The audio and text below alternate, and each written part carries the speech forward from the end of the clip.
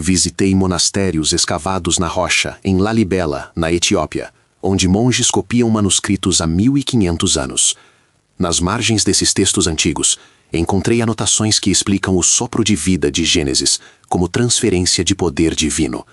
Técnicas específicas de jejum e oração que permitem comunhão direta com Deus.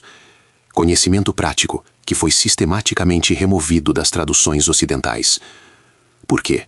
Porque se as pessoas soubessem como acessar poder espiritual, não dependeriam de instituições para mediar suas experiências com o divino. Se esta revelação tocou algo profundo em você, deixe seu like para que eu saiba que você quer mais conteúdo sobre as verdades bíblicas que foram ocultadas. Inscreva-se no canal, porque tenho muitas outras descobertas transformadoras para compartilhar. Comente abaixo qual passagem bíblica você gostaria de ver revelada sobre esta nova luz.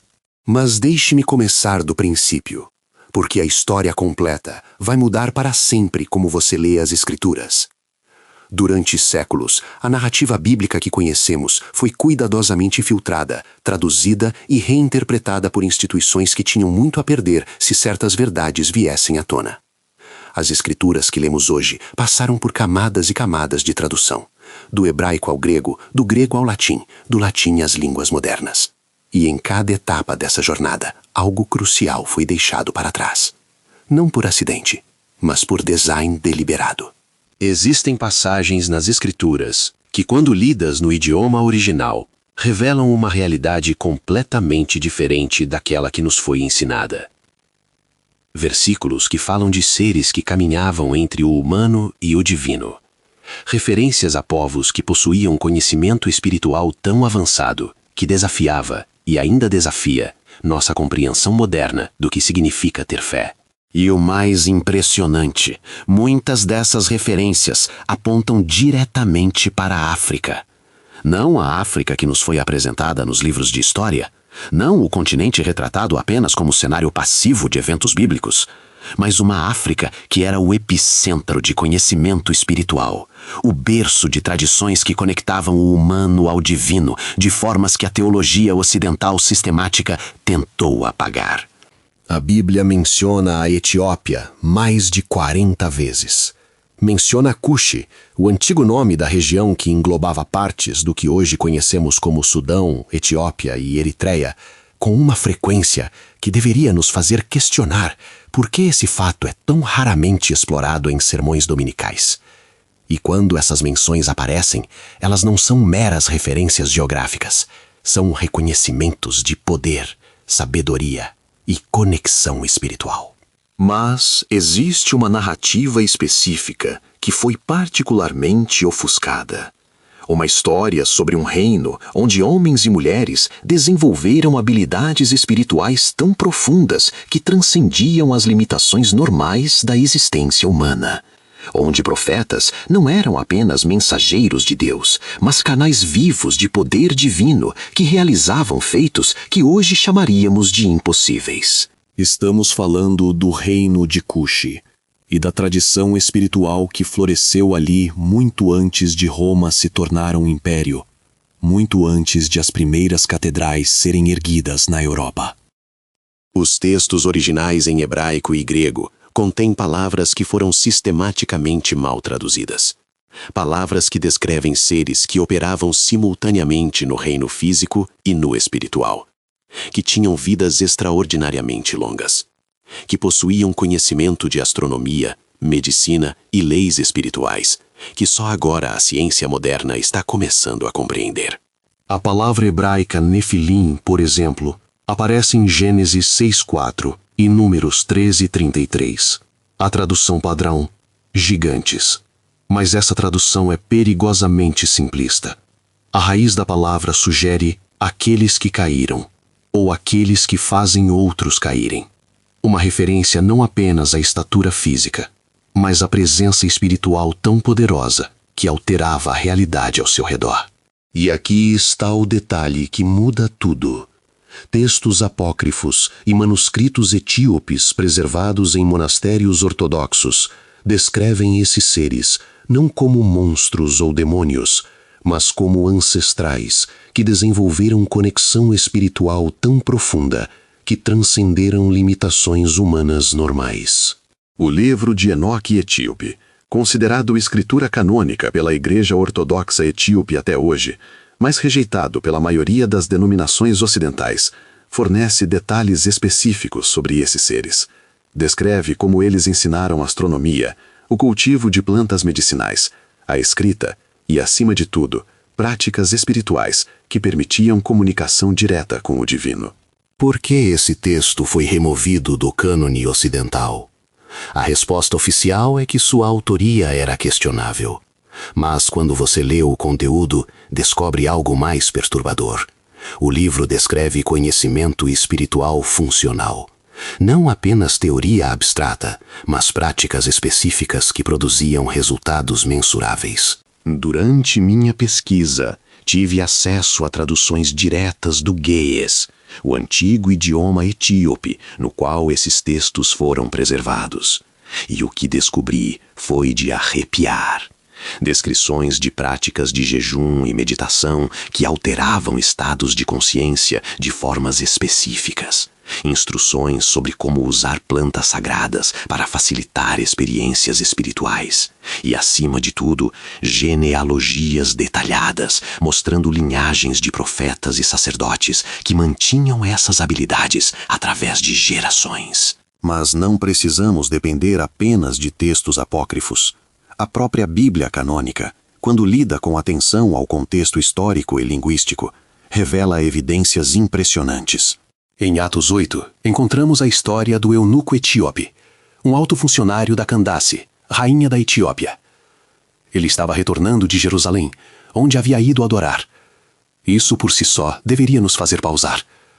Por que um oficial de alto escalão de um reino africano viajaria milhares de quilômetros para adorar em Jerusalém? A resposta só faz sentido quando entendemos que havia conexão espiritual profunda entre essas regiões. Que o conhecimento de Yahweh não era propriedade exclusiva de Israel, mas era compartilhado com reinos africanos que mantinham tradições paralelas e igualmente válidas de conexão com o divino. O texto diz que ele estava lendo Isaías quando Filipe o encontrou. Mas aqui está o detalhe crucial que a maioria dos pregadores ignora. O eunuco já possuía o rolo de Isaías. Isso significa que ele tinha acesso a textos sagrados que a maioria das pessoas comuns em Jerusalém jamais veria. Significa que o reino etíope mantinha a tradição de estudo bíblico que era anterior à maioria das comunidades cristãs europeias. E quando Filipe explica a passagem sobre o Messias, o eunuco imediatamente compreende e pede para ser batizado. Não há hesitação. Não há necessidade de convencimento prolongado. É como se ele já estivesse esperando por essa revelação específica. Como se toda a sua formação espiritual anterior o tivesse preparado exatamente para esse momento. Isso não é conversão no sentido tradicional. É reconhecimento. É a conexão de dois sistemas de conhecimento espiritual que sempre estiveram alinhados, mas foram artificialmente separados por séculos de reinterpretação teológica. A tradição ortodoxa etíope afirma que esse eunuco, identificado pela tradição como Simão Bachos, retornou à Etiópia e estabeleceu a primeira igreja cristã africana. Mas não foi simplesmente uma importação de práticas religiosas estrangeiras. Foi uma síntese, a integração de verdades cristãs com conhecimento espiritual que a Etiópia já possuía há milênios. E aqui está onde a história se torna verdadeiramente fascinante. Os monasteiros etíopes preservaram textos que foram sistematicamente destruídos em outros lugares. Quando a Igreja Romana estava queimando manuscritos considerados heréticos, quando bibliotecas estavam sendo saqueadas durante as cruzadas, os monasteiros escavados nas montanhas da Etiópia mantinham cópias seguras. Visitei alguns desses monastérios. Lugares onde monges copiam manuscritos à mão, usando métodos idênticos aos que eram usados há 1000 anos.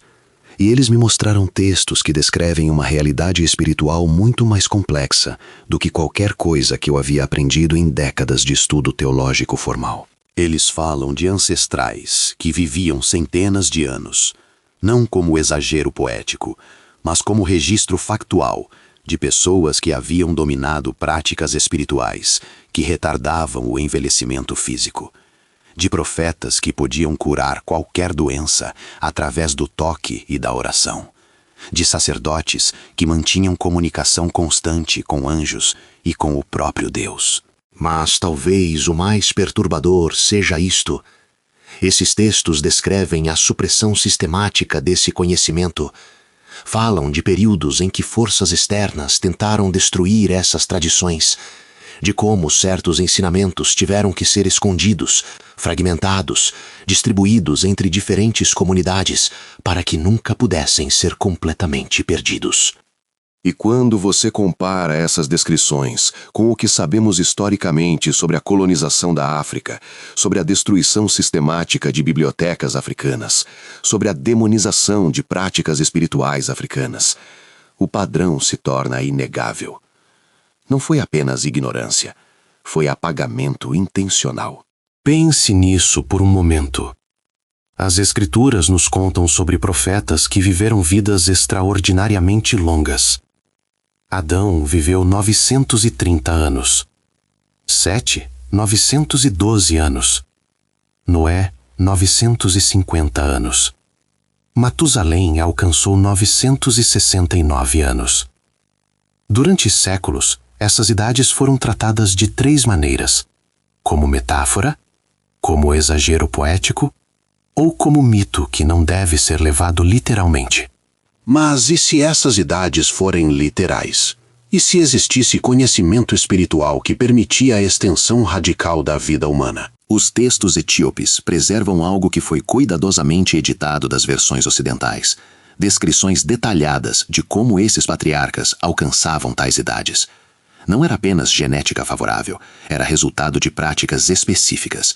Jejuns que duravam 40 dias ou mais, não como punição, mas como tecnologia espiritual para regenerar o corpo. Meditações que alteravam o funcionamento celular. E, acima de tudo, conexão constante com o divino, que renovava a força vital. Salmo 103:5 diz que Deus renova a tua mocidade como da águia. A maioria dos pregadores trata isso como metáfora reconfortante. Mas e se for descrição literal de um processo espiritual que pode ser ativado? A tradição etíope preserva instruções sobre como ativar esse processo. Combinações específicas de oração, jejum e conexão com a presença divina que resultam em renovação física mensurável. E antes que você descarte isso como superstição primitiva, considere isto. Estamos apenas agora, com a ciência moderna, descobrindo que jejum intermitente ativa processos de autofagia celular que literalmente rejuvenescem o corpo. Estamos descobrindo que estados meditativos profundos alteram expressão genética de formas que prolongam a vida. A ciência moderna está redescobrindo o que esses ancestrais espirituais africanos sabiam há milênios. Mas existem evidências ainda mais diretas da conexão entre o conhecimento bíblico e a África. Evidências que foram deliberadamente obscurecidas, porque desafiavam narrativas estabelecidas sobre superioridade cultural europeia. Em Números 12, encontramos um episódio chocante que raramente é explorado em sua totalidade. Moisés se casa com uma mulher cusita, uma mulher da região que hoje chamamos de Etiópia ou Sudão. E quando Miriam e Arão criticam Moisés por esse casamento, Deus os reprova severamente. Miriam é até punida com lepra temporária. Pense na implicação teológica disso. O maior profeta do Antigo Testamento, o homem que falou com Deus face a face, escolhe se casar com uma mulher africana. E quando essa escolha é questionada, Deus defende enfaticamente Moisés. Por que esse detalhe é tão raramente mencionado em sermões? Por que tantos comentários bíblicos passam rapidamente por essa passagem sem explorar suas implicações? A resposta é desconfortável, porque desafia séculos de teologia que pintou a África como recipiente passivo de missões europeias, não como fonte original de sabedoria espiritual. Mas há mais. Moisés foi criado no Egito. Ele teve acesso completo aos mistérios espirituais egípcios. As 10 pragas que ele invocou não eram apenas manifestações de poder divino aleatório. Cada uma delas atacava especificamente uma divindade egípcia, demonstrando que Moisés possuía conhecimento profundo do sistema religioso egípcio e sabia exatamente como desmontá-lo. Quando Moisés confrontou os magos de Faraó, eles conseguiram replicar alguns de seus milagres iniciais. Transformaram varas em serpentes, transformaram água em sangue. Isso não prova que tinham poder demônico, prova que tinham conhecimento espiritual real. Conhecimento que Moisés também possuía, mas canalizado através do verdadeiro Deus. Atos 7:22 confirma isso explicitamente. Moisés foi educado em toda a sabedoria dos egípcios e era poderoso em palavras e obras. Toda a sabedoria, não apenas conhecimento secular, toda a sabedoria, incluindo as práticas espirituais, os mistérios, as tecnologias sagradas que o Egito havia desenvolvido ao longo de milênios. E de onde veio essa sabedoria egípcia? As próprias inscrições egípcias apontam para o sul, para Cuxi, para Núbia, para as terras que hoje chamamos de Sudão e Etiópia. As dinastias egípcias mais antigas reconheciam que muito de seu conhecimento espiritual tinha origem nessas regiões. Estamos diante de uma cadeia de transmissão de conhecimento que flui da África profunda para o Egito, do Egito para Moisés, de Moisés para Israel e daí para o mundo através das Escrituras. Mas em cada etapa dessa transmissão, camadas foram removidas, contextos foram perdidos e a conexão com a fonte original foi obscurecida. Quando Jesus nasceu, quem veio adorá-lo? Magos do Oriente, sim. Mas a tradição etíope preserva algo fascinante. A crença de que ao menos um dos magos era etíope. Que o conhecimento astronômico que permitiu seguir a estrela até Belém tinha raízes em tradições africanas de estudo celeste. E quando a família de Jesus precisou fugir da perseguição de Herodes, para onde foram? Para o Egito, para a África. E a tradição copta egípcia identifica locais específicos onde a família morou, onde Jesus cresceu, onde Maria orou. A África não foi apenas refúgio temporário, foi lar formativo para o próprio Messias durante seus primeiros anos de vida. Mateus 2,15 cita Oséias 11:1. Do Egito chamei o meu filho. Isso não é apenas cumprimento profético. É reconhecimento de que a África foi parte integral da formação do Salvador. Que Jesus carregava não apenas herança judaica, mas também influência formativa africana. Mas reconheço que essas revelações são perturbadoras. Elas desafiam não apenas nossa compreensão da história, mas nossa identidade teológica. Durante minha própria jornada de descoberta, houve momentos em que quis parar. Momentos em que a magnitude do que estava descobrindo parecia grande demais, complexa demais, perigosa demais para ser explorada completamente. Porque admitir que a África foi central ao desenvolvimento espiritual da humanidade significa questionar narrativas que estruturaram séculos de teologia. Significa reconhecer que muito do que nos foi ensinado como verdade absoluta era, na verdade, verdade filtrada através de lentes culturais específicas que tinham interesse em obscurecer certas fontes de conhecimento. E essa hesitação não é irracional. As instituições religiosas construíram impérios teológicos baseados em narrativas específicas sobre a origem do conhecimento divino. Desafiar essas narrativas pode parecer que estamos atacando a própria fé. Pode parecer que estamos sendo irreverentes, que estamos colocando ideologia acima de reverência. Mas aqui está o que descobri. Reverência verdadeira exige busca verdadeira. Fé genuína não tem medo da investigação. Deus é grande o suficiente para sobreviver à nossa curiosidade. E as Escrituras são sólidas o suficiente para suportar exame rigoroso. Na verdade, é o oposto. Quando recusamos explorar as camadas completas das Escrituras, quando aceitamos apenas interpretações pré-mastigadas que nos foram entregues através de filtros culturais específicos, estamos demonstrando falta de fé. Estamos sugerindo que Deus não é capaz de se revelar através de múltiplas culturas e tradições. Foi nessa encruzilhada que encontrei algo que mudou completamente minha perspectiva. Um princípio hermenêutico que existe nas próprias Escrituras, mas que raramente é aplicado com rigor completo. Em 2 Timóteo 2,15, Paulo instrui: procura apresentar-te a Deus aprovado, como obreiro que não tem de que se envergonhar, que maneja bem a palavra da verdade. A palavra grega traduzida como manejar bem é ortotomeu. Literalmente significa cortar reto ou dividir corretamente. Essa não é apenas instrução para ler a Bíblia. É mandamento para investigar profundamente, para dividir camadas, para ir além da superfície até a estrutura fundamental da verdade. E fazer isso requer ferramentas, requer contexto histórico, requer conhecimento linguístico, requer entendimento cultural. E aqui está o problema. A maioria dos cristãos modernos depende completamente de traduções que foram feitas por pessoas que tinham seus próprios vieses culturais e teológicos.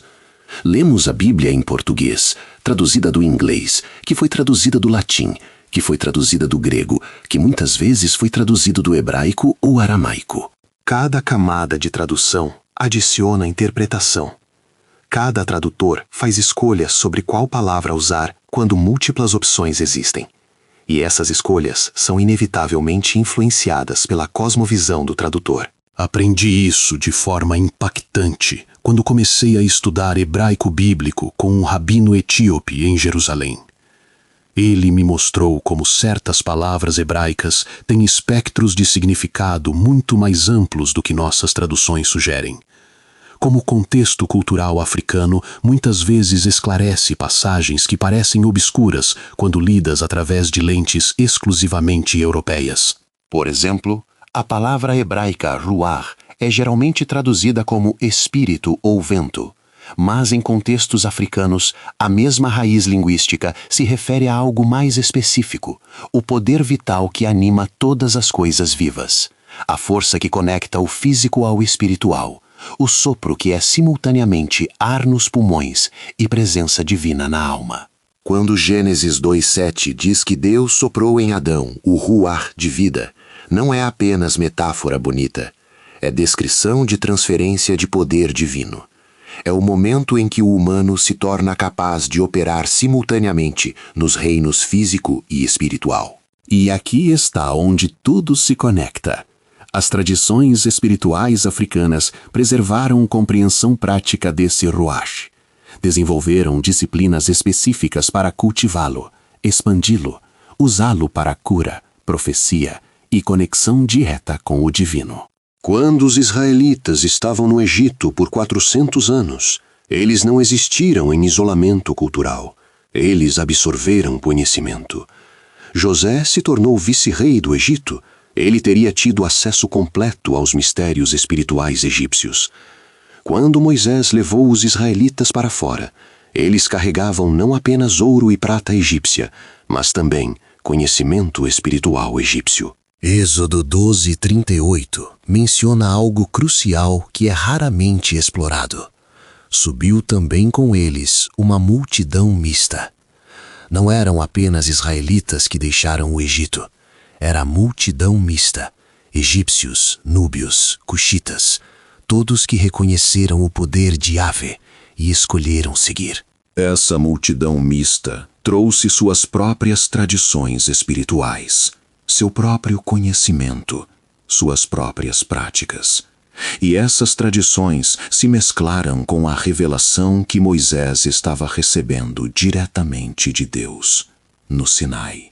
O tabernáculo que Deus instruiu Moisés a construir tem paralelos impressionantes com templos egípcios e cuxitas. A Arca da Aliança, com seus querubins dourados, reflete arte africana antiga. As vestes sacerdotais, que Deus especificou em detalhes minuciosos, incorporam elementos estéticos que eram comuns na África daquele período. Isso não significa que Israel simplesmente copiou religiões africanas. Significa que Deus usou linguagem cultural e estética que as pessoas já compreendiam para revelar verdades mais profundas. Assim como Jesus usou parábolas sobre agricultura porque falava para a sociedade agrícola, Deus usou símbolos e estruturas familiares para culturas africanas porque estava se revelando a pessoas que haviam sido formadas por contexto africano. E o mais fascinante, o próprio conceito de monoteísmo, a crença em um único Deus criador, não era estranho para certas tradições africanas. Muito antes de Abraão, havia tradições cuxitas que reconheciam um Deus supremo acima de todas as outras forças espirituais. O historiador Heródoto, escrevendo no século V a.C., documentou que os etíopes são considerados os mais justos dos homens e que os próprios deuses os honram. Ele descreveu práticas religiosas etíopes que enfatizavam pureza ritual, conexão direta com o divino e vidas de duração extraordinária entre seus líderes espirituais. Não era superstição primitiva, era tradição espiritual sofisticada que, em muitos aspectos, preparou o terreno para as revelações que viriam através de Abraão, Moisés e, eventualmente, Jesus. Quando começamos a ver a narrativa bíblica através dessa lente mais ampla, padrões emergem que transformam nossa compreensão. O Jardim do Éden, de acordo com Gênesis 2, estava localizado onde 4 rios se encontravam. 2 desses rios são identificados, Tigre e Eufrates, na Mesopotâmia. Mas os outros 2, Pison e Gion, têm localizações disputadas. Gênesis 2:13 diz que Gion rodeia toda a terra de Cuxi. Cuxi, Etiópia, África. Alguns estudiosos argumentam que isso se refere a um Cuxi mesopotâmico diferente. Mas textos antigos, incluindo os preservados pela tradição etíope, sugerem que pelo menos parte do Éden estava localizada na África, que a origem da humanidade tem raízes profundas no continente africano. E a ciência moderna confirma isso. Estudos genéticos demonstram que toda a humanidade descende de populações africanas. A África não é apenas berço da humanidade biologicamente, é também berço da espiritualidade humana. Quando Deus escolheu Abraão para ser pai de uma grande nação, Abraão já estava imerso em contexto que havia sido influenciado por milênios de desenvolvimento espiritual africano. A própria ideia de aliança com Deus, de circuncisão como sinal físico de compromisso espiritual, de sacrifício como ponte entre humano e divino, todos esses conceitos tinham precedentes em tradições africanas antigas. Isso não diminui a revelação que Abraão recebeu. Intensifica. Mostra que Deus não estava criando algo completamente novo do nada. Estava levando compreensão espiritual que já existia em formas variadas e refinando-a, purificando-a, revelando seu verdadeiro propósito e significado. E quando chegamos ao Novo Testamento, a conexão africana se torna ainda mais explícita e impossível de ignorar.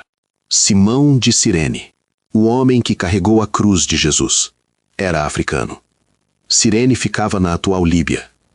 Marcos 15:21 o identifica como pai de Alexandre e Rufo, sugerindo que seus filhos se tornaram figuras conhecidas na igreja primitiva.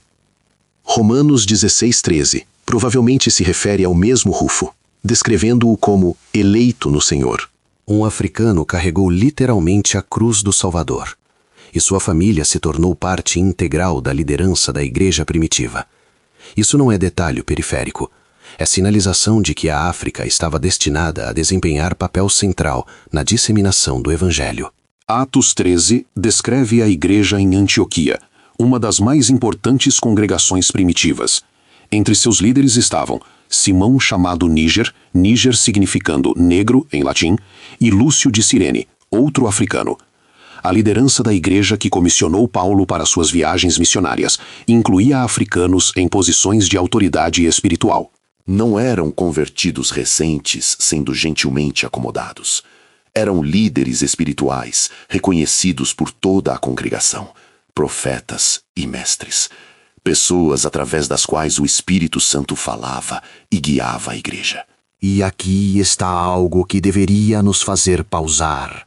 Quando o Espírito Santo disse: "Separa-me Barnabé e Saulo para a obra a que os tenho chamado", essa palavra veio através de uma congregação liderada parcialmente por africanos. A missão que levaria o Evangelho até Roma, até os confins do mundo conhecido, foi iniciada em comunidade onde liderança africana era não apenas presente, mas central. Mas talvez o exemplo mais impressionante seja Filipe de Alexandria. Ele viveu aproximadamente na mesma época de Jesus e foi um dos maiores filósofos judeus de todos os tempos. Seus escritos influenciaram profundamente o cristianismo primitivo, especialmente a teologia de João e Paulo. Filipe era judeu, mas era judeu africano, vivendo em Alexandria, no Egito. Sua obra representa a síntese brilhante de filosofia grega, teologia judaica e sabedoria egípcia. E essa síntese tornou-se parte do DNA teológico do cristianismo. Quando João escreve: "No princípio era o Verbo, e o Verbo estava com Deus, e o Verbo era Deus", ele está usando o conceito, logos, que Filipe de Alexandria havia desenvolvido extensivamente. Quando Paulo fala sobre sabedoria oculta revelada através do Espírito, ele está trabalhando em estrutura conceitual que Filipe ajudou a articular. A teologia cristã que estudamos hoje foi moldada por mentes brilhantes que operava em contexto africano, integrando sabedoria africana com revelação divina. Mas a supressão dessa verdade não aconteceu por acidente, foi sistemática, foi intencional. E podemos traçar exatamente quando e como aconteceu. No século IV, quando o Concílio de Nicéia estabeleceu ortodoxia cristã oficial, houve debates intensos sobre quais textos incluir no cânone bíblico. Muitos textos que eram considerados escritura por comunidades africanas, especialmente na Etiópia e no Egito, foram rejeitados pelas autoridades europeias. O livro de Enoque é o exemplo mais óbvio. Judas o cita diretamente, Judas 1, 14 e 15, demonstrando que era considerado escritura confiável pelos primeiros cristãos. Mas foi removido do cânone ocidental. Por quê? A resposta oficial é complexa, envolvendo questões de autoria e datação. Mas quando você lê o conteúdo, outra razão emerge. O livro preserva conhecimento espiritual prático demais, específico demais, poderoso demais, para ser controlado por instituição centralizada. Descreve hierarquias angelicais com detalhes, que sugerem conhecimento direto. Fornece nomes específicos de anjos e suas funções. E, acima de tudo, descreve conhecimento transmitido por esses seres, que inclui astronomia, medicina e práticas espirituais. Se esse conhecimento fosse amplamente disponível, as pessoas não dependeriam de sacerdotes como intermediários. Poderiam buscar conexão direta com o divino. Poderiam acessar sabedoria espiritual, sem passar por hierarquias institucionais. E essa é exatamente a mesma razão pela qual tradições espirituais africanas foram demonizadas durante a colonização. Não porque eram primitivas ou falsas, mas porque eram empoderadoras demais, porque colocavam poder espiritual diretamente nas mãos das pessoas, não em instituições controladoras. Quando missionários europeus chegaram à África, encontraram tradições espirituais sofisticadas que produziam resultados mensuráveis. Curas que a medicina europeia não conseguia explicar. Profetas que faziam previsões verificáveis. Práticas de meditação que alteravam estados de consciência de formas controláveis e repetíveis. A resposta não foi estudar essas tradições e aprender com elas. Foi destruí-las, queimar textos sagrados, eliminar praticantes e, acima de tudo, criar narrativa alternativa que pintava tudo relacionado à espiritualidade africana como bruxaria demoníaca. Existem relatórios de missionários dos séculos XVI e XVII descrevendo milagres diabólicos realizados por feiticeiros africanos. Quando você lê esses relatórios com olhar crítico, percebe que estão descrevendo fenômenos espirituais genuínos, mas porque não aconteciam sob controle da igreja, eram automaticamente classificados como malignos. Um relatório jesuíta de 1610 descreve um feiticeiro etíope que podia curar doenças através de imposição de mãos e oração. O missionário observou múltiplas curas verificáveis. Sua conclusão? Que o curandeiro estava usando o poder demônico para enganar as pessoas. Nunca foi considerada a possibilidade de que esse curandeiro africano estivesse operando sob unção legítima do mesmo Deus que os missionários afirmavam servir. Porque admitir isso significaria reconhecer que Deus operava através de tradições africanas, independentemente da Igreja Europeia. E essa mesma dinâmica ocorreu com o conhecimento bíblico preservado na África. A Igreja Ortodoxa Etíope mantém o cânone bíblico mais amplo do cristianismo, 81 livros, comparados aos 66 da maioria das Bíblias protestantes e 73 das católicas. Esses livros adicionais não são invenções tardias, são textos que foram preservados em Etíope desde os primeiros séculos do cristianismo. E quando você estuda esses textos, descobre que eles fornecem contexto crucial para passagens que parecem obscuras nas Bíblias ocidentais, esclarecem referências, explicam práticas e, acima de tudo, preservam conhecimento sobre tradições espirituais africanas, que foram integradas ao judaísmo e cristianismo primitivos.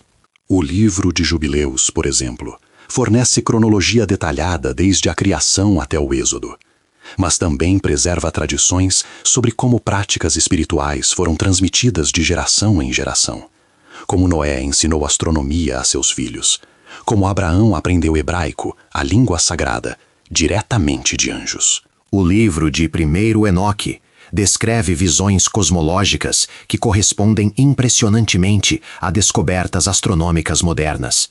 Fala de estrelas específicas e suas posições, de formas que só fazem sentido se os autores tivessem conhecimento astronômico avançado. Como isso é possível? A resposta que a tradição etíope preserva é simples. Esse conhecimento foi transmitido por seres que operam simultaneamente nos reinos espiritual e físico. Os mesmos seres que as Escrituras chamam de filhos de Deus e santos observadores. Agora chegamos ao núcleo da questão. A revelação que une todas essas peças dispersas em imagem coerente. E essa revelação é tão profunda que requer que questionemos algumas de nossas suposições mais básicas sobre a natureza da realidade espiritual. As Escrituras falam repetidamente de seres que não são exatamente humanos e não são exatamente divinos.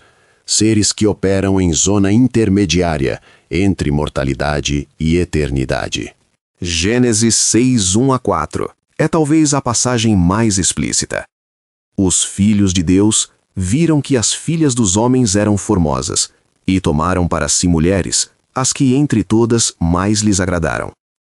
Naqueles dias havia gigantes na terra, e também depois, quando os filhos de Deus possuíram as filhas dos homens, as quais lhes deram filhos, estes foram valentes, varões de renome, na antiguidade. Quem eram esses filhos de Deus?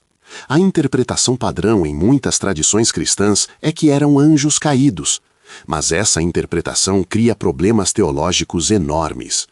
Jesus afirma em Mateus 22:30 que anjos não se casam, nem são dados em casamento.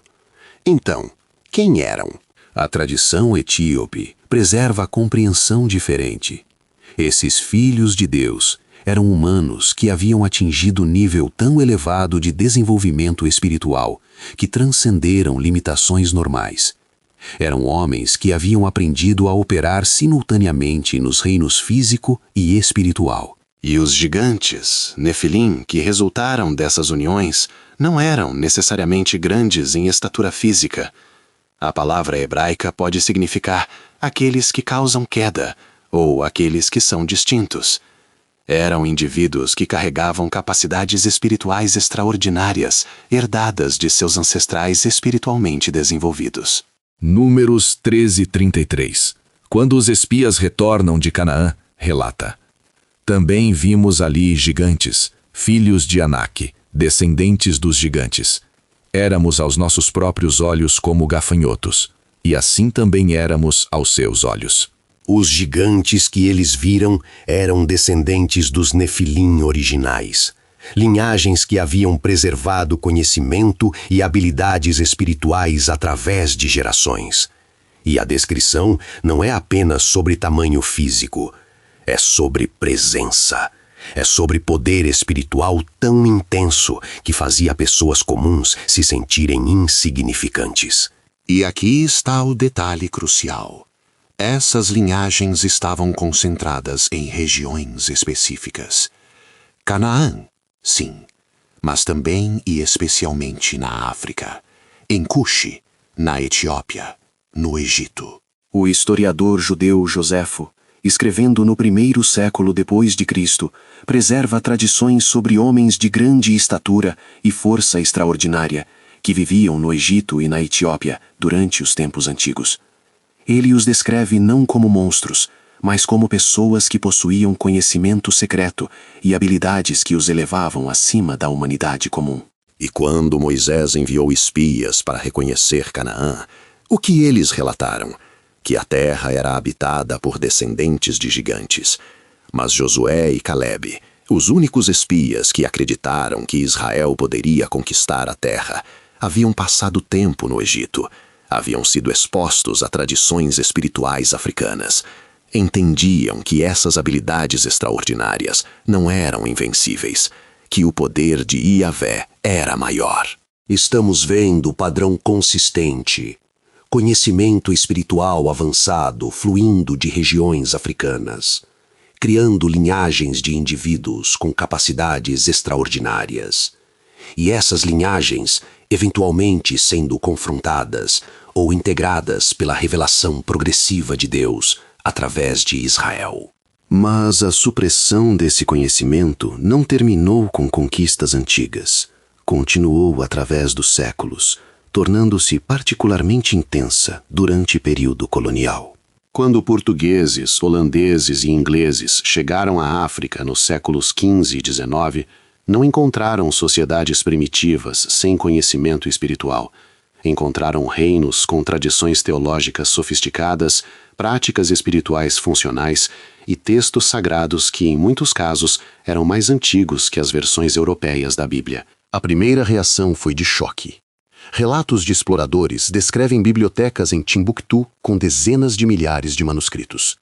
Monastérios etíopes com textos bíblicos em gués, que datavam de séculos antes das versões latinas. Universidades islâmicas em Cairo e Fez, que preservavam conhecimento filosófico e científico que havia sido perdido na Europa durante a Idade Média. Mas o choque rapidamente deu lugar à estratégia calculada de supressão. Porque reconhecer que África possuía conhecimento espiritual avançado minaria a justificativa moral para colonização e escravidão. Como você pode afirmar que está civilizando pessoas que possuem tradições teológicas mais antigas e, em muitos aspectos, mais sofisticadas que as suas? Como você pode escravizar pessoas que demonstram habilidades espirituais que você não consegue replicar? A solução foi criar narrativa alternativa. Pintar toda a espiritualidade africana como bruxaria primitiva. Destruir evidências físicas de conhecimento avançado. E, acima de tudo, editar as próprias escrituras, para minimizar ou obscurecer referências à centralidade africana na narrativa bíblica. Esse processo de edição não foi sempre flagrante. Muitas vezes foi sutil. Uma palavra traduzida de forma específica aqui. Um versículo interpretado de forma particular ali. ênfases colocadas em certas passagens, enquanto outras eram deixadas sem comentário. Mas o efeito cumulativo foi devastador. Gerações de cristãos cresceram acreditando que a África era recipiente passivo de missões, não fonte ativa de conhecimento espiritual. Que tudo de valor na narrativa bíblica aconteceu no Oriente Médio ou na Europa, não na África. Mas os textos originais contam história diferente, e comunidades que preservaram esses textos e tradições originais nunca perderam essa compreensão. Quando você conversa com monges ortodoxos etíopes, com estudiosos coptas egípcios, com guardiões de tradições espirituais em comunidades isoladas através da África, todos eles mantêm memória viva de algo que foi esquecido no Ocidente. Eles se lembram que seus ancestrais não eram apenas recipientes de revelação divina. Eram participantes ativos, eram profetas, sábios, curandeiros, videntes. Eram pessoas que haviam dominado práticas espirituais que lhes permitiam acessar dimensões de realidade que a maioria das pessoas só experimenta em vislumbres ocasionais. E eles preservaram conhecimento sobre como cultivar essas habilidades. Como, através de combinações específicas de jejum, oração, meditação e estudo das Escrituras, uma pessoa pode começar a operar em níveis espirituais mais elevados. Não é magia, não é poder oculto no sentido negativo.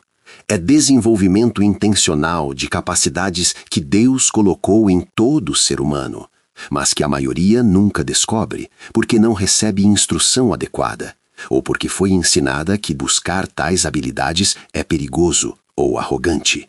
Mas as Escrituras contradizem essa hesitação.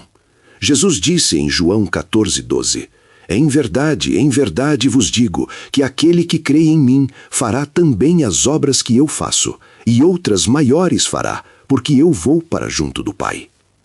Maiores obras, não obras iguais, maiores. Como isso é possível? Como humanos comuns poderiam fazer obras maiores que Jesus? A resposta está em compreender que Jesus veio não apenas para salvar, mas para capacitar. Ele veio revelar o potencial completo da humanidade quando conectada adequadamente com o divino. Ele veio mostrar que a separação entre humano e divino não é absoluta, mas é ponte que pode ser atravessada através de fé, obediência e desenvolvimento espiritual intencional. E as tradições africanas preservaram métodos práticos para atravessar essa ponte. Não como substituição da graça, mas como cooperação com ela. Não como tentativa de alcançar Deus através de esforço humano, mas como resposta disciplinada ao convite divino para a parceria. Paulo fala sobre mistérios que estiveram ocultos dos séculos e das gerações, mas que agora foram manifestados aos seus santos. Colossenses 1:26. Que mistérios são esses? E por que foram manifestados especificamente em seu tempo? Uma leitura possível é que Paulo está se referindo a conhecimento espiritual que havia sido preservado em tradições específicas, incluindo tradições africanas, e que agora estava sendo integrado e revelado através do Evangelho de Cristo. Quando Paulo fala sobre a profundidade das riquezas, tanto da sabedoria como do conhecimento de Deus, Romanos 11:33, ele está reconhecendo que há camadas de compreensão espiritual que vão muito além do que a maioria das pessoas acessa em experiência religiosa superficial. E parte dessas camadas foi preservada exatamente onde menos esperaríamos. Nas tradições que foram demonizadas e suprimidas durante séculos de dominação teológica ocidental. Mas enfrentar essa verdade requer coragem que muitos não estão dispostos a ter, porque significa admitir que fomos enganados, que instituições em que confiamos para guia espiritual estavam, na melhor das hipóteses, incompletas em seu ensino e, na pior, deliberadamente enganosas. Significa reconhecer que milhões de africanos foram escravizados, colonizados e culturalmente destruídos por pessoas que afirmavam estar trazendo-lhes luz espiritual, quando na verdade essas pessoas possuíam luz própria, que estava sendo sistematicamente apagada. Significa confrontar o fato de que a teologia que estrutura a maior parte do cristianismo moderno foi construída sobre fundação que deliberadamente excluiu e demonizou contribuições africanas. E isso é doloroso, é desconfortável, é o tipo de verdade que preferiríamos não enfrentar. Mas a alternativa é continuar vivendo em ignorância parcial. Continuar lendo as Escrituras através de lentes que foram especificamente projetadas para obscurecer certas verdades. continuar perpetuando narrativas que desonram milhões de nossos irmãos e irmãs africanos, cujo legado espiritual foi roubado. Durante minha jornada através dessa descoberta, houve momento específico em que tudo mudou para mim. Foi quando visitei monastério escavado na rocha, em Lalibela, na Etiópia. Essas igrejas foram literalmente esculpidas em rocha sólida no século XIII. Estruturas arquitetônicas tão impressionantes que engenheiros modernos ainda debatem como foram construídas, sem tecnologia avançada. Mas o que realmente me impactou não foi a arquitetura. Foi encontrar monge de 87 anos, que havia passado 70 anos de sua vida copiando manuscritos antigos. Suas mãos tremiam com idade, mas continuava trabalhando com precisão meticulosa, letra por letra, preservando textos que haviam sido passados de geração em geração por mais de 1500 anos. Perguntei-lhe por que continuava esse trabalho árduo em era de tecnologia digital. Sua resposta me deixou sem palavras. Ele disse: porque quando você copia escrituras à mão, não está apenas preservando palavras, está meditando sobre cada letra, cada palavra, cada frase. E nessa meditação, segredos são revelados que nunca aparecem em leitura superficial. Nossos ancestrais sabiam disso, por isso desenvolveram essa prática. E enquanto eu viver, continuarei, para que essas revelações não sejam perdidas. Ele me mostrou margem de manuscrito que estava copiando. Havia anotações em ge'ez antigo, comentários de escribas que haviam copiado esse mesmo texto séculos antes. E esses comentários revelavam camadas de interpretação que nunca haviam chegado às traduções ocidentais. Por exemplo, havia nota ao lado de Gênesis 2:7, explicando que o sopro de vida que Deus deu a Adão era transferência de Kauruar, voz espiritual, que permite ao humano não apenas viver, mas comungar diretamente com o divino, através de estados alterados de consciência, alcançados por meio de oração e jejum. Havia anotações em Êxodo, explicando que as pragas não eram apenas demonstrações de poder, mas lições espirituais específicas que ensinavam aos israelitas e a qualquer um disposto a aprender como diferentes aspectos do poder divino operam e como humanos podem servir de canais para esse poder. Haviam comentários em Daniel descrevendo técnicas específicas de oração que Daniel usava para receber suas visões. Não era apenas orar e esperar.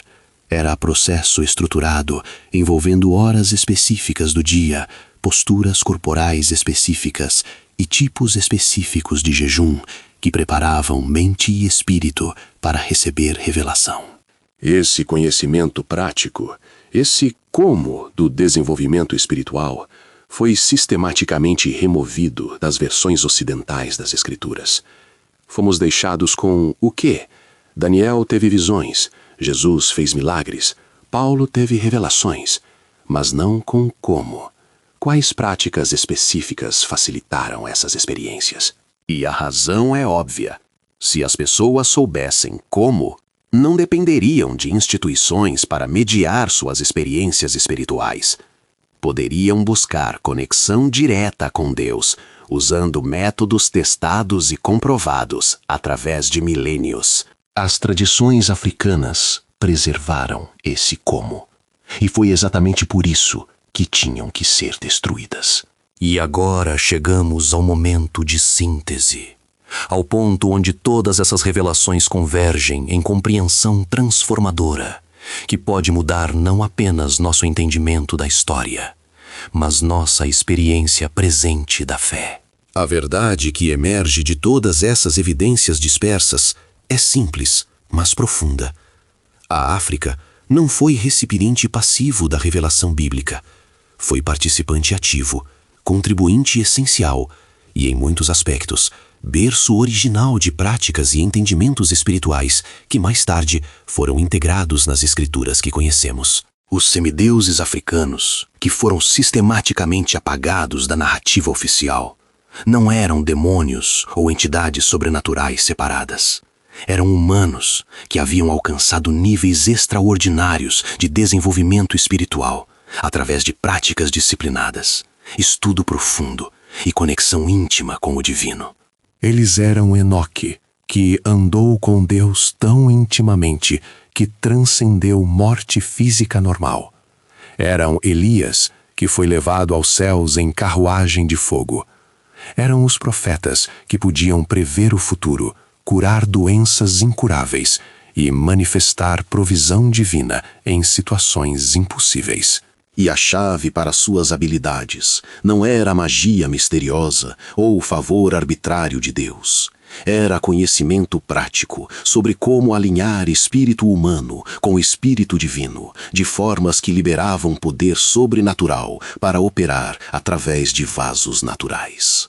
Esse conhecimento, que deveria ser herança de todo crente, foi fragmentado, obscurecido e, em muitos casos, deliberadamente suprimido.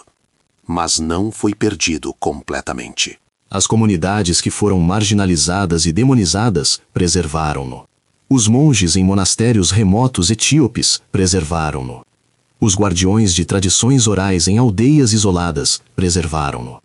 E agora, em era onde informação não pode mais ser completamente controlada por instituições centralizadas, está ressurgindo. E essa ressurreição de conhecimento antigo não é apenas interessante academicamente. Tem implicações práticas transformadoras para qualquer pessoa que deseja aprofundar sua vida espiritual. Porque quando você entende que desenvolvimento espiritual não é mistério aleatório, mas processo que pode ser cultivado através de práticas específicas, tudo muda. Quando você entende que jejum não é apenas abstinência religiosa, mas tecnologia espiritual que altera a química cerebral e abre portais para dimensões mais profundas de consciência, você começa a praticá-lo diferentemente. Quando você entende que oração não é apenas recitação de palavras, mas estado de alinhamento, onde sua consciência se torna canal para poder divino, você a aborda com intencionalidade completamente nova. Quando você entende que estudo das Escrituras não é apenas exercício intelectual, mas meditação transformadora que reprograma mente e espírito quando feita corretamente, sua leitura bíblica se torna radicalmente diferente.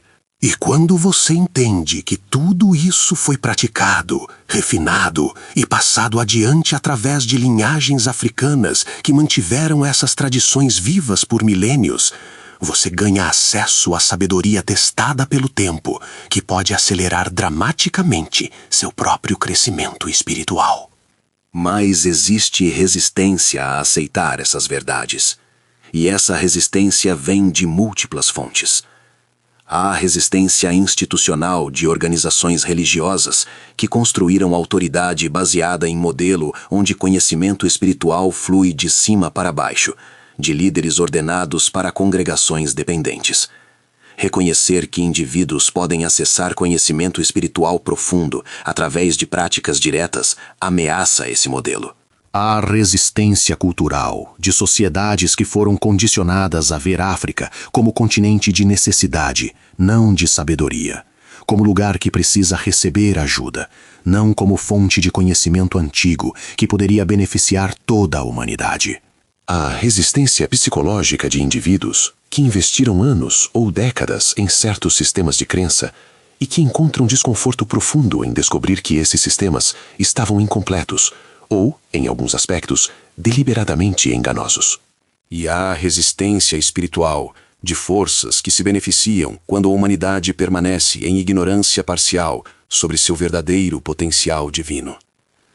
Mas apesar de toda essa resistência, a verdade está emergindo, e uma vez que você a vê, não pode desvê-la. Você não pode ler Gênesis 2 da mesma forma depois de entender a conexão entre o sopro de vida e práticas africanas de cultivo de ruache. Você não pode ler sobre os Nefilim da mesma forma depois de compreender que podem ter sido linhagens de desenvolvimento espiritual avançado concentradas em regiões africanas. Você não pode ler sobre Moisés e o Êxodo da mesma forma depois de reconhecer que ele foi formado por sabedoria africana egípcia, tanto quanto por revelação direta de Yahvé. Você não pode ler sobre Jesus da mesma forma depois de entender que seus anos formativos no Egito, na África, podem ter sido muito mais significativos do que teologia tradicional admite. E você não pode ler sobre a igreja primitiva da mesma forma, depois de perceber que africanos não eram apenas convertidos, mas líderes centrais, que moldaram direção do movimento cristão desde seu início. Essa mudança de perspectiva não diminui as Escrituras, enriquece. Não questiona a autoridade divina da Bíblia. Revela camadas de profundidade que estavam sempre lá, mas que foram obscurecidas por séculos de interpretação culturalmente limitada. E o que fazemos com esse conhecimento agora? Primeiro, precisamos do que a Bíblia chama de arrependimento. Palavra grega metanoia, que significa literalmente mudança de mente. Precisamos mudar nossa mente sobre narrativas que foram construídas para excluir e diminuir contribuições africanas ao conhecimento espiritual. Precisamos reconhecer que quando demonizamos práticas espirituais africanas como bruxaria ou ocultismo, muitas vezes estávamos rejeitando exatamente os tipos de disciplinas espirituais que profetas bíblicos usavam. Precisamos pedir perdão, como comunidade cristã global, pela destruição sistemática de textos africanos, pela supressão de tradições africanas, e pela narrativa falsa de que a África era continente espiritualmente vazio, que precisava ser iluminado por missionários europeus. Segundo, precisamos de restauração ativa. Isso significa buscar os textos que sobreviveram, estudar tradições que foram preservadas, aprender com comunidades africanas que mantiveram conhecimento vivo através de séculos de perseguição. Significa revisar nossas traduções bíblicas com input de estudiosos africanos que entendem contextos linguísticos e culturais que traduções europeias perderam. Significa criar espaço em nossas teologias para práticas espirituais que foram marginalizadas, mas que têm base bíblica sólida quando examinadas honestamente. E, acima de tudo, significa humildade. Humildade para admitir que não temos e nunca tivemos monopólio sobre verdade espiritual. Que Deus tem se revelado através de múltiplas culturas e tradições. E que temos muito a aprender de irmãos e irmãs cujas vozes foram silenciadas por tempo longo demais. Terceiro, precisamos de aplicação prática. Conhecimento sem aplicação é meramente acadêmico. As revelações sobre práticas espirituais africanas só têm valor se realmente as integramos em nossas próprias jornadas espirituais. Isso pode significar incorporar períodos de jejum mais longos e intencionais em sua prática espiritual. Não jejum casual de uma refeição, mas jejuns de 3 dias, 7 dias, 40 dias, do tipo que profetas bíblicos praticavam e que tradições africanas preservaram conhecimento sobre como fazer com segurança e eficácia. Pode significar desenvolver prática de meditação contemplativa, que vai além de oração superficial, para estados profundos de consciência, onde revelação genuína pode ocorrer. Existem técnicas específicas, preservadas em tradições ortodoxas etíopes e coptas, que facilitam esses estados. Pode significar estudar escrituras, não apenas com olhos, mas com mãos, copiando passagens à mão como prática meditativa, permitindo que cada palavra penetre profundamente em sua consciência. Pode significar buscar comunidade com outros que estão nessa mesma jornada de redescoberta. Criar espaços seguros onde práticas espirituais profundas podem ser exploradas sem julgamento ou medo de ser rotulado como herético. E, fundamentalmente, significa reconhecer que você carrega dentro de si potencial divino, que ancestrais africanos compreendiam e cultivavam, mas que foi sistematicamente obscurecido. Você não é apenas pecador salvo pela graça, embora essa verdade seja fundamental. Você é também portador de imagem divina, com capacidade latente de manifestar poder de Deus de formas que vão além do que experimenta atualmente. Jesus não disse, vocês farão as mesmas obras que eu faço. Ele disse, obras maiores fareis. E se levamos suas palavras a sério, precisamos questionar por que a maioria dos cristãos nunca experimenta nem mesmo obras equivalentes, quanto mais maiores. A resposta não é que Deus reteve poder. É que nós perdemos conhecimento de como acessá-lo e canalizá-lo. E esse conhecimento foi preservado exatamente nas tradições que foram ensinados a desprezar. Mas agora, neste momento da história, temos oportunidade de recuperá-lo, de integrar sabedoria antiga de semideuses africanos, que eram, na verdade, homens e mulheres de Deus, operando em seu potencial pleno, com revelação de Cristo, que torna esse potencial acessível a todos. Não é sincretismo, não é diluição do Evangelho, é cumprimento. É reconhecimento de que Deus tem trabalhado através de múltiplas culturas, preparando o caminho para a revelação final em Cristo. E que podemos honrar essa preparação sem diminuir singularidade de Jesus. A África não foi nota de rodapé na história bíblica.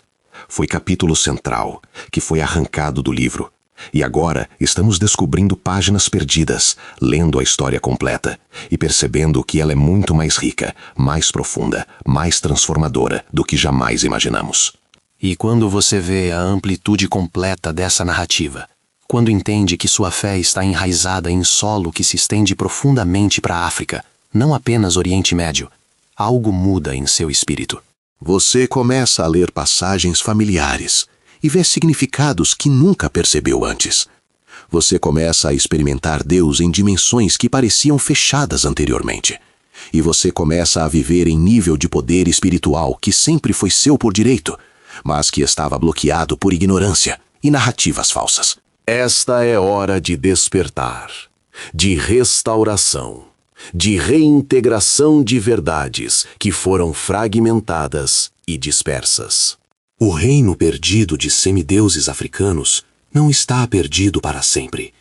Está sendo redescoberto. E essa redescoberta tem potencial de transformar não apenas nossa compreensão da história, mas nossa experiência presente de Deus e nosso futuro como povo de fé. Portanto, estude, questione, busque e, acima de tudo, esteja disposto a ter sua mente transformada pela renovação que vem quando verdades antigas são reveladas sob nova luz. Porque, nas palavras do próprio Paulo, que sintetizava a sabedoria judaica, grega e africana em sua teologia, conhecereis a verdade, e a verdade vos libertará. E a verdade sobre herança espiritual africana da fé cristã não é apenas interessante, é libertadora para todos nós.